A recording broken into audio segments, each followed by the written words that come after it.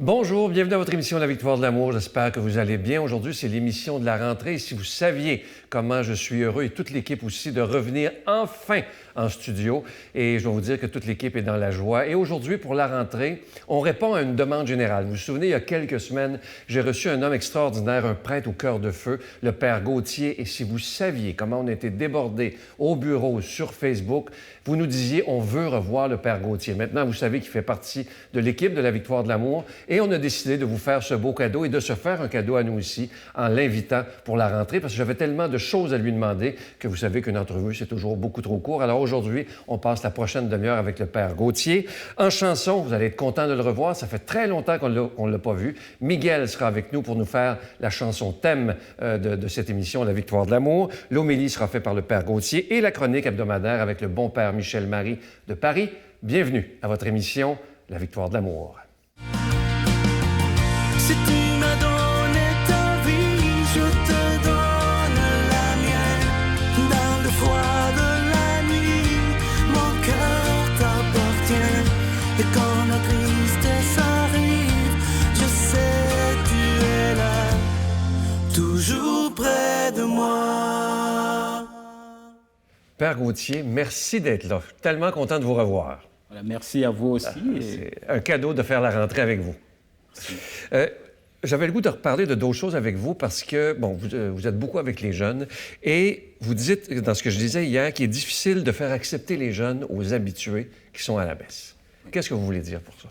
Bien, simplement parce que facilement les jeunes nous dérangent et on est déjà habitué à une certaine manière de vivre, un certain rythme que leur présence, en fait, remet beaucoup de choses en question dans la paroisse, remet beaucoup de choses en question dans notre vie au quotidien. Vous savez, eux, ils ont la question du pourquoi, du comment. Voilà, ils ne viennent pas s'asseoir là et nous regarder. Non, ils veulent être acteurs. Et pour être acteurs, parfois, ils vont déstabiliser ce qu'il y a là. Mais déstabiliser dans la bonne manière. Vous savez, le pape leur dit d'aller mettre la pagaille dans les paroisses. Ce n'est pas anodin. C'est pour qu'ils prennent place dans cette église. Et ça, c'est parfois difficile pour les communautés. Parce qu'on est habitué. On est habitué à la manière de faire. Quand vous allez dans une communauté, on va toujours vous dire, ici, on fait comme ceci. Et ça ne marche pas avec un jeune parce qu'il veut comprendre. Il y a déjà quelqu'un que, bon, vous nommerez pas évidemment, mais qui vous a dit si tel ou tel jeune ou telle façon de faire, dites-le, je n'irai pas à la messe. Ah ouais. C'est assez terrible quand même. Oui, oui. Et ça, c'était vraiment d'une manière très forte. Et la personne l'a dit en présence aussi des jeunes qui étaient là, parce que c'était après une messe. Et vient, et comme ça, paf, à la sacristie, si ces jeunes sont encore là, prochaine fois, je ne viens plus. Et c'est mieux de nous dire avant, on ne vient plus à la messe. Et les jeunes sont là, vous dites, mais chaque fois, c'est vous qui dites, on veut voir les jeunes. Oui. Mais quand ils viennent, on ne veut plus les sentir. Et simplement parce qu'il faut aussi le dire, dans nos paroisses, on a beaucoup de propriétaires. Beaucoup de gens qui sont devenus propriétaires d'un dossier, propriétaires du service de la messe, propriétaires de ceci. Et le jeune, en fait, il veut aussi sa place. Voilà, c'est... Vous dites que les jeunes, ils veulent du vrai, du concret. Oui. Avez-vous des exemples à donner? Du vrai et du concret. Je peux dire que le jeune, en fait, quand il vient à l'église, il ne s'attend pas à ce qu'on le monte. Il ne vient pas pour une spiritualité diluée. Vous savez, on a toujours deux tendances. Soit on est à l'extrême, soit on est à l'extrême gauche, soit on est à l'extrême droite. Et quand ils viennent, ils veulent le vrai. Quand ils viennent dans nos paroisses, ils veulent du sacré. Ils veulent la vérité. Je me rappelle encore de cette jeune qui m'a dit « Mon père, je vous aime, mais je vous déteste. » Tiens, je lui ai dit « Décide-toi. » Elle me dit, parce qu'on sait que quand on vient vous voir, ça sera difficile, vous allez nous dire la vérité. Mais on aime parce qu'au moins, ça nous fait du bien d'entendre quelqu'un qui ne nous dit pas ce qu'on veut entendre, mais ce qui est vrai. Ça, c'est beau, ça. Et pour moi, ça m'a touché parce que je me suis dit, ils viennent parce qu'ils ont découvert quelque chose. Et en même temps, ils cherchent cette vérité qui est devenue difficile dans notre société. Parce que dans notre société et partout, on ne cherche plus la vérité parfois, on cherche le vraisemblable, on cherche à accommoder les choses. Mais le jeune a besoin, quand il fait une faute, que vous lui dites, c'est une faute. Mais au-delà de la faute, je t'aime. Mais sache que c'est une faute. Or, parfois, on contourne, on dit, non, tu sais, tu peux faire ceci, tu peux... Non, non. Et ça, ils comprennent. Et dès que c'est comme ça, en fait, ils ne viennent plus. En fait. Voilà. Parlez-moi, ça m'a tellement touché, ça, de ce jeune couple, le premier travail, qui sont allés vous donner de l'argent. Vous vous souvenez, vous avez parlé de ça, notre chercheur. C'est tellement beau, ça. Racontez-moi, racontez ça au public. En fait, c'était une jeune qui... Ils sont deux jeunes, vraiment, du groupe. Et c'est extraordinaire, je ne m'attendais pas. Une jeune, la première, elle est venue, elle me dit, mon père, je veux vous parler en privé. Et je me dis, mais d'accord, parce qu'on était dans mon bureau. On va dans la pièce d'à côté, incroyable, et elle me tend une enveloppe, son premier salaire. Et elle dit, je donne au Seigneur. Ah, j'étais scotché. Et vous voyez, pour moi, même qui suis prêtre, c'est un coup. Parce que moi-même, dans ma jeunesse, je n'ai pas fait ça. Mon premier salaire, je suis allé fêter à mes amis. J'ai donné une partie aux parents. Mais là, elle vient me dire ça. Après, il y a un autre jeune qui l'a fait. C'était comme... Et ça, c'est pour moi, c'est un signe vraiment de dire qu'ils reconnaissent, au-delà du fait de ce qu'ils font comme activité, que Dieu a une place dans leur vie. Pour moi, ce sont des actions de grâce, en fait, que je fais pour eux. Très touchant, ça. Ouais. Vous dites que et ça c'est tellement vrai, que dans les paroisses, on n'est pas adapté à la jeunesse. Par exemple, à des jeunes de 14 ans, on va donner du papier à colorier, pas à colorier, mais avec des crayons de couleur, alors qu'on est rendu à la tablette. Excusez-moi, mais c'est vraiment extraordinaire. Moi, si j'étais à la place de ces jeunes qui viennent faire les catéchèses parfois dans nos paroisses, je me lèverais, je vous dirais, ça va bien aller et je vais sortir. Parce qu'imaginez, tous ces enfants, ils ont des tablettes. Tous ces enfants, ils suivent des émissions sur des tablettes. Et nous, quand on arrive, on leur donne des papiers à colorer. On leur demande d'écrire des mots et d'aller coller sur le tableau. De dire lesquels... Mais attendez, déjà, ils subissent de l'extérieur toute cette force qu'on leur dit que l'Église est rétrograde. Et quand ils viennent pour la catéchèse, on les fait passer ça. Parfois des Jésus à colorier. Attendez, soyons quand même sérieux. Moi-même, si j'étais à leur place, je disais, écoutez mon père, madame, monsieur, je vous aime, mais excusez-moi, je dois partir, ça va bien aller. Parce que c'est difficile, je comprends. Et c'est là où il y a tout un travail à faire dans l'Église. C'est ça le travail de la nouvelle évangélisation. Ouais. Comment passer de cette richesse, ce grand dépôt qu'on a eu qui est vrai, pour le rendre accessible à des nouvelles générations. On n'a pas besoin de le changer, on n'a pas besoin de le diluer, mais simplement le rendre accessible. Donc il faut qu'à travers ce qu'on a reçu comme trésor dans l'Église, qu'on passe pour le rendre accessible, avec les moyens des réseaux sociaux et tout ça. Et c'est demandant, parce que ça va nous appauvrir, ça va nous refaire redécouvrir des trucs à zéro. Moi, j'ai des jeunes qui m'ont écrit, mon père, vous êtes un prêtre dinosaure. Pourquoi? Parce que vous n'êtes pas dans telle application. Mon père, il faut aller à Twitter, il faut aller à Instagram, parce que si TikTok, vous êtes même TikTok, c'est comme ça que je suis entré. Parce qu'ils m'ont dit, ben, vous êtes dinosaure, il faut vous moderniser, mon père. Et c'est comme ça qu'ils m'apprennent. Ouais, voilà. tout à fait. C'est humiliant pour le pasteur, c'est humiliant pour d'autres d'accepter que les jeunes nous apprennent à entrer dans ça. Il y a, bon, évidemment, ça a marqué les gens, la première entrevue. Vous vous tenez dans un bar à Saint-Jérôme. C'est quoi le nom déjà? Dieu du ciel. Dieu du ciel. Et vous avez dit à notre chercheuse qu'il y a 4 sujets que les jeunes vous parlent régulièrement dans les bars. Le premier, c'est évidemment les abus sexuels dans l'Église. Qu'est-ce que vous leur répondez? Ben, déjà, quand on nous parle d'abus, il ne faut pas nier. Premier truc, il faut l'accepter. Et c'est une douleur. Et je le dis souvent aux jeunes, si moi, je rencontre un prêtre tout de go comme ça qui a abusé d'un enfant, je ne sais pas, je vais le frapper. Je m'excuse, mais je le dis parce que c'est une douleur. Et vous savez, même dans la Bible, c'est quand même un des péchés que le Christ, miséricordieux, il dit attention. Dans l'Évangile selon saint Luc, il dit, méfiez-vous celui par qui arrivera le scandale. Qu'on lui attache une meule au cou ou qu'on le jette à la mer. Ça veut dire que même pour Dieu, c'est un péché qui est terrible. Et pour moi qui suis prêtre, je vais le porter toute ma vie, ce péché de mon frère. Donc, il faut d'abord le reconnaître. Mais maintenant, il faut les amener à regarder, ouvrir le regard vers autre chose. Oui, ce prêtre a blessé, mais il y en a tant d'autres qui donnent leur vie. Il y en a tant d'autres qui nous font sortir des ténèbres à la lumière. C'est-à-dire pouvoir leur faire comprendre, en fait, une autre réalité de l'Église qui est très belle. Ouais. Et là aussi, les amener à avoir une prudence. Leur donner des gestes qu'il faut faire, qu'il ne faut pas faire, que quand le prêtre le fait, tiens, que ça allume sa petite lumière dans la tête. Et le laisser faire le chemin. Parce que c'est ça qui est important. Quand quelqu'un est blessé, lui présenter les deux versions, le bien, pas le bien sur l'acte qui était posé, il n'y a pas de bien, mais lui poser en disant, il peut avoir aussi d'autres prêtres qui sont bien. Maintenant, fais le chemin dans ça. Et un chemin de guérison. Voilà, c'est un peu ça. Un sujet qui vous revient souvent dans les bars, l'argent du Vatican. Ah ouais. Ben, ça c'est intéressant parce que dans toutes nos séries, dans tous nos films, on parle de l'argent du Vatican. Quand on voit les fresques, tout ça, et des gens se disent au Vatican, il y a des piles d'or, des piles d'argent, et que le pape, il se fait des fiestas, et voilà, avec des prêtres, tout ça. Voilà. Et ce que moi, j'essaie de leur faire comprendre, c'est qu'il n'y a pas comme une grande réserve d'argent où le pape plus, il fait tout ce qu'il veut. Oui, peut-être dans l'immobilier, comme nos églises. Mais rassurez-vous, si vous vendez parfois une église, vous n'allez rien avoir. Et donc, je leur fais comprendre que c'est ce qu'on voit comme richesse, c'est ce que des gens ont donné pendant des siècles, des chrétiens comme eux.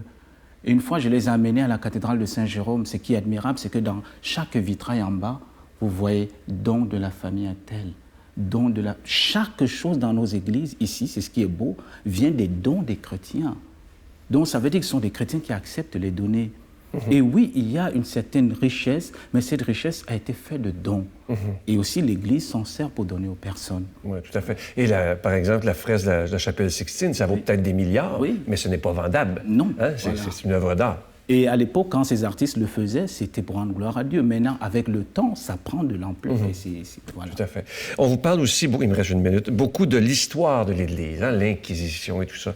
Est-ce que les jeunes vous parlent? Oui, ils parlent de l'Inquisition, ils parlent aussi des croisades. Voilà, et je les amène à comprendre qu'il faut aussi regarder l'histoire d'une autre manière. Oui, c'est une période sombre, mais qu'est-ce qui s'est réellement passé dans l'Inquisition? Oui, il y a peut-être eu des abus dans certains, mais aussi dans ces endroits-là, parce qu'il faut comprendre, l'histoire est toujours écrite par des vainqueurs, par des gens qui le vivent. Oui. Voilà, mais dans cette histoire, il y a aussi quelque chose de bien fondé qui s'est fait. Et avec eux, de faire le chemin. Deuxième truc que je les fais comprendre, c'est que le prêtre est le fruit de sa société. Alors, comme vous et moi, dans 50 ans, les gens vont nous critiquer. Les gens vont dire, nous sommes... Et donc, parfois, ce n'est pas très juste de vouloir lire le passé avec le regard du présent. Ça, c'est bien dit. Ça. Parce qu'à cette époque-là, si nous, on était, qu'est-ce qu'on allait faire? Vous voyez? Et donc, je les amène à comprendre. Oui, il y a eu ces erreurs, mais au-delà de ça, quel est le bien qui s'est passé tout autour? Tout à fait. Et ça nous pousse qu'on prête nous-mêmes à chercher, à travailler avec eux, à leur donner des documents qu'ils peuvent avancer pour chercher.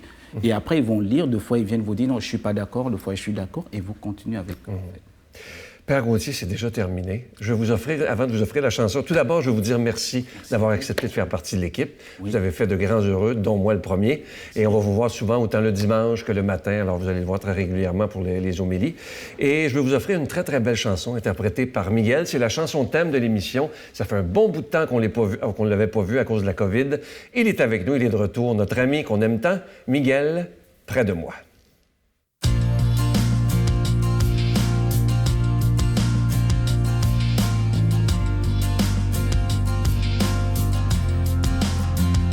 Ce soir, j'ai vraiment envie de te parler, te dire merci, te dire je t'aime, te dire je t'aime. À toi, qui a rempli ma réalité. Ta lumière d'éternité, d'éternité.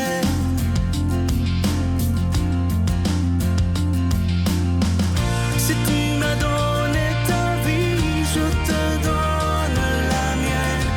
Dans le froid de la nuit, mon cœur t'appartient. Et quand la tristesse arrive, je sais toujours près de moi. Ce soir, j'aurais besoin de me confier, entre tes mains m'abandonner,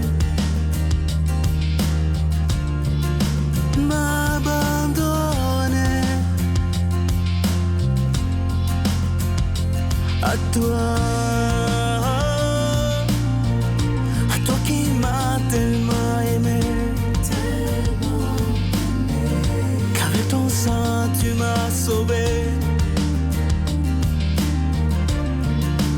tu m'as sauvé.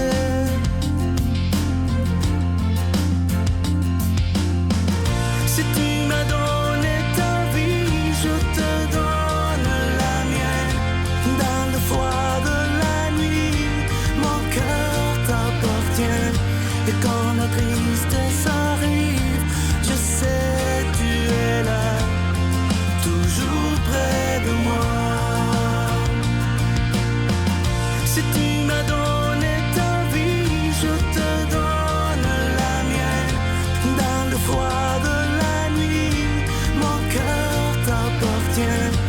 quand le doute arrive, je sais tu es là, toujours près de moi. Je sais tu es là, toujours près de moi. Je sais tu es là, toujours près de moi.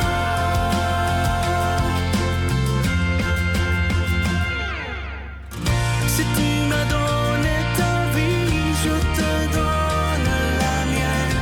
Dans le froid de la nuit, mon cœur t'appartient.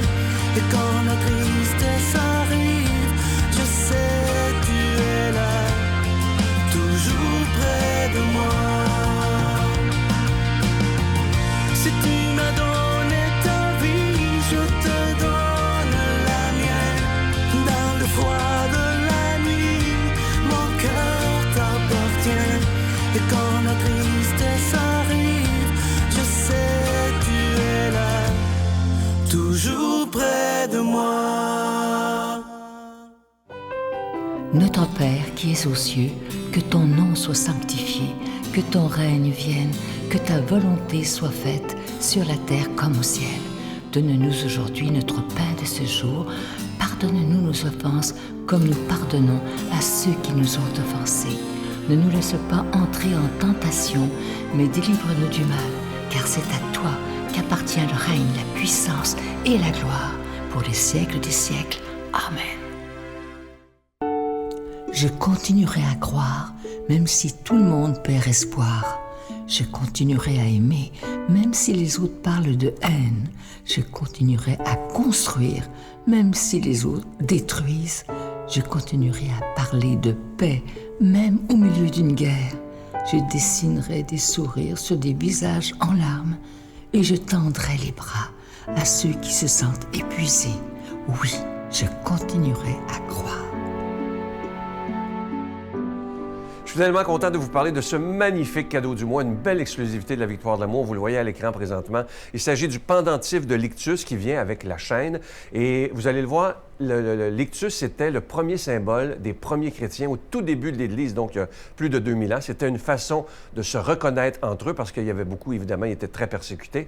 Et vous avez dans l'ictus, c'est ça qui est spécial de ce bijou de cette année, la croix à l'intérieur. Donc, dans le même bijou, vous avez les deux signes des chrétiens, soit le poisson et la croix. Ce bijou, il est en acier inoxydable et à votre demande, il vient avec la chaîne. Ça se donne bien en cadeau. Et comme toujours, ce bijou, il est déjà béni. Je vous donne l'adresse. Je vous rappelle que vous le recevrez avec un don de 25 $ et si vous en voulez deux, avec un don de 40 $. Voici l'adresse, la Victoire de l'amour, case postale 120, succursale Boucherville à Boucherville, le J4B 56. Je vous la redonne, la Victoire de l'amour, case postale 120, succursale Boucherville à Boucherville, le J4B 56. Également par téléphone, par carte de crédit du lundi au vendredi de 8h30 à 16h30 dans le 514-523-4433, 523-4433 ou sans frais le 1-888-811-9291, 1-888-811-9291 et aussi sur notre site Internet, le www.lavictoiredelamour.org. Alors, je vous rappelle ce magnifique cadeau, le pendentif de l'ictus qui vient avec la chaîne. Il est en acier inoxydable et il est déjà béni. Et je vous rappelle également, pour ceux qui veulent aller voir notre site Internet, vous savez que ce n'est pas juste pour faire des dons. C'est aussi, si vous voulez, lire des textes ou revoir les émissions le jour et à l'heure qui vous convient. Merci de tout cœur.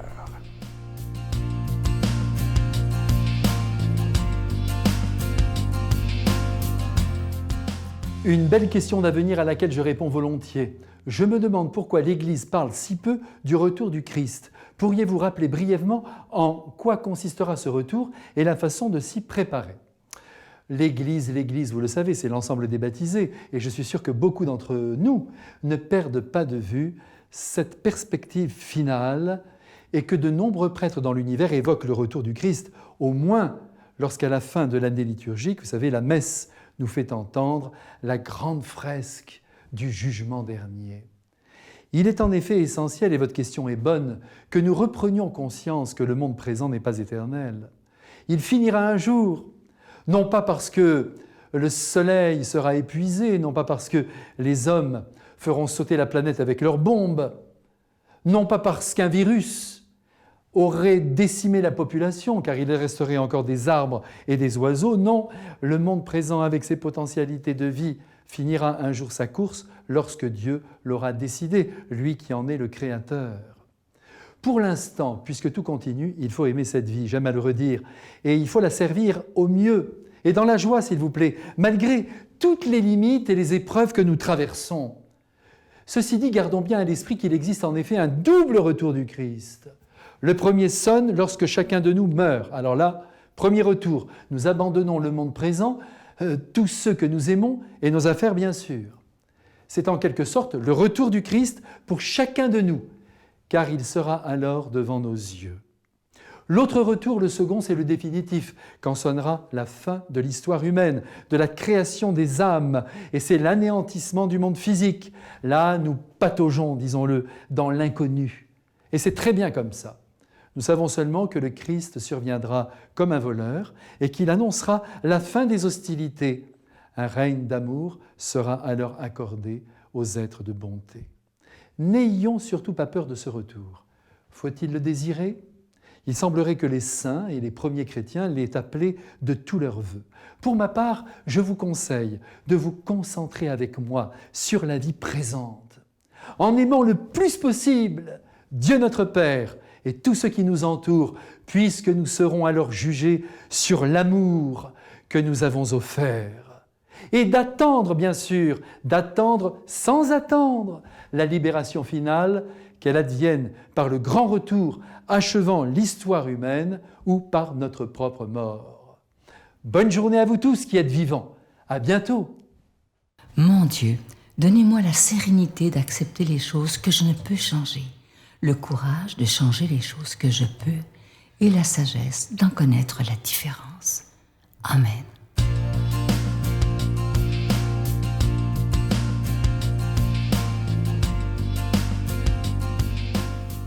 L'évangile que nous avons aujourd'hui est l'évangile selon saint Matthieu, du chapitre 18, versets 21 à 35. Alors Pierre s'approcha de Jésus pour lui demander « Seigneur, lorsque mon frère commettra des fautes contre moi, combien de fois dois-je lui pardonner? 7 fois ?» Jésus lui répond « Je ne te dis pas jusqu'à 7 fois, mais jusqu'à 77 fois 7 fois. » Ainsi, le royaume des cieux est comparable à un roi qui voulut régler ses comptes avec ses serviteurs. Il commençait quand on lui amena quelqu'un qui lui devait 10 000 talents, c'est-à-dire 60 millions de pièces d'argent. Comme cet homme n'avait pas de quoi rembourser, le maître ordonna de le vendre avec sa femme et ses enfants et tous ses biens, en remboursement de sa dette. Alors tombant à ses pieds, le serviteur demeurait prosterné et disait « Prends patience envers moi, et je te rembourserai tout. » Saisi de compassion, le maître de ses serviteurs le laissa partir et lui remit sa dette. Mais en sortant, ce serviteur trouva un de ses compagnons qui lui devait 100 pièces d'argent. Il se jeta sur lui pour l'étrangler et disant « Rembourse ta dette !» Alors tombant à ses pieds, son compagnon le suppliait « Prends patience envers moi et je te rembourserai. » Mais l'autre refusa et le fit jeter en prison jusqu'à ce qu'il ait remboursé ce qu'il devait. Ses compagnons, voyant cela, furent profondément attristés et allèrent raconter à leur maître tout ce qui s'était passé. Alors celui-ci le fit appeler et lui dit « Serviteur mauvais, je t'avais remis toute cette dette parce que tu m'avais supplié. Ne devais-tu pas à ton tour avoir pitié de ton compagnon ? Comme moi-même, j'avais eu pitié de toi. » Dans sa colère, son maître le livra au bourreau jusqu'à ce qu'il eût remboursé tout ce qu'il devait. C'est ainsi que mon Père du ciel vous traitera, si chacun de vous ne pardonne pas à son frère du fond de son cœur. Acclamons la parole de Dieu. Frères et sœurs, cette péricope de l'Évangile est magnifique, est vraiment un trésor pour nous. On voit Pierre aborde avec Jésus la grande question du pardon. Et vous savez que cette question pour nous est une question qui nous brûle parfois. Combien de fois dois-je pardonner? Combien de fois puis-je pardonner à celui qui m'a blessé? Et le pardon n'est pas quelque chose de facile à vivre. Voilà que Pierre dit 7 fois, c'est-à-dire la perfection de la limite humaine. 7 fois, c'est déjà beaucoup. Parce que pardonner 7 fois à quelqu'un pour ce qu'il a fait, c'est déjà trop. Et Jésus envoie la surabondance du pardon. Oui, Jésus déverse la surabondance du pardon. Pas simplement 7 fois, 7 fois 77 fois 7 fois. C'est extraordinaire. Et là, on comprend que le Christ nous amène à regarder le pardon d'une autre manière. Permettez-moi de faire cette gymnastique avec vous. Le Christ nous fait comprendre que le pardon chrétien ne naît pas de la faute. Le pardon chrétien a sa source dans l'amour. Et c'est ça qui nous déstabilise. Parce que pour nous, le pardon naît de la faute. Et donc, c'est le pourquoi vous entendez souvent, quand on s'échange, on dit « Jusqu'où je vais supporter? Est-ce que je pourrais encore continuer? Je ne peux plus, je suis à bout. » Et le Christ nous dit non. Le pardon pour le chrétien naît de l'amour que j'ai pour l'autre. Et on comprend que le pardon pour le chrétien n'est pas simplement pardonner une faute.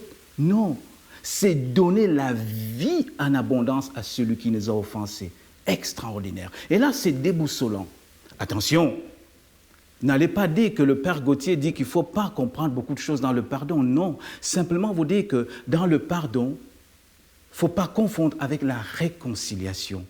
Il ne faut pas aussi confondre, n'est-ce pas, le pardon avec l'abnégation. Parfois, on se dit, ah, pour pardonner, il faut se réconcilier. Non. Ou encore, pour pardonner, il faut laisser passer la faute. Non. Le pardon, c'est reconnaître le mal que l'autre m'a fait. Mais au-delà de ce mal, oser lui dire, je te donne la vie. Et c'est ça la folie. Humainement, c'est impossible. Et c'est pourquoi le pardon chrétien, c'est l'œuvre de l'Esprit Saint en nous. Extraordinaire. C'est l'œuvre du Christ en nous. Et j'aimerais terminer avec cette petite image de Saint Jean. Regardez l'apôtre Saint Jean. Dans l'Évangile selon Saint Luc, les Samaritains refusent à Jean et à Jacques de passer en Samarie. Ils disent, Seigneur, fais venir le feu du ciel pour brûler. Donc Saint Jean, j'aimerais dire, c'est quelqu'un qui est près du feu pour Jésus. Il va poser sa tête sur le cœur de Jésus à la dernière scène. Et c'est le seul qui saura que Judas va lever le Christ. Imaginez ce Saint Jean au début. S'il n'avait pas été transformé par l'amour de Dieu, il n'aurait pas pu pardonner à Judas du fond de son cœur. Et c'est là où on comprend que, frères et sœurs, bien que le pardon soit difficile, bien que dans notre vie chrétienne cela est terrible, nous devons faire appel au Christ, notre Seigneur, pour qu'il vienne transformer notre cœur et pour que de notre cœur jaillisse ce pardon, pour que de notre cœur jaillisse cet amour qui déborde. Alors j'aimerais terminer en priant avec vous, frères et sœurs, pour tous ces pardons qu'on n'a pas pu donner, pour tous ces pardons manqués, qu'aujourd'hui le Saint-Esprit passe dans vos cœurs, passe dans nos cœurs de prêtres, passe dans le cœur de l'Église, pour qu'on comprenne que la source de notre pardon vient du Christ, et que ce Dieu de miséricorde, ce Dieu de paix, ce Dieu d'amour vous pardonne, vous conseille et vous garde, au nom du Père et du Fils et du Saint-Esprit. Amen. Je vous salue Marie, pleine de grâce. Le Seigneur est avec vous. Vous êtes bénie entre toutes les femmes, et Jésus, le fruit de vos entrailles, est béni. Sainte Marie, Mère de Dieu, priez pour nous pauvres pécheurs, maintenant et à l'heure de notre mort. Amen.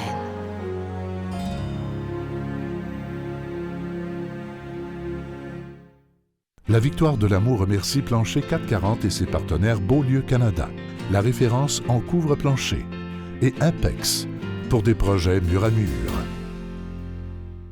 J'espère que cette émission vous a plu. Pour moi, ça a été une grande joie de revoir le Père Gauthier.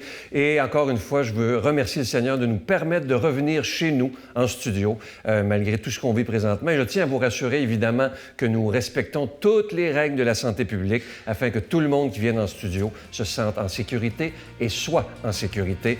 Je vous demande évidemment de prier pour nous parce que c'est la 26e saison de la Victoire de l'amour et j'espère qu'un jour nous pourrons fêter la 50e. Je vous souhaite une merveilleuse journée. À demain. Bye.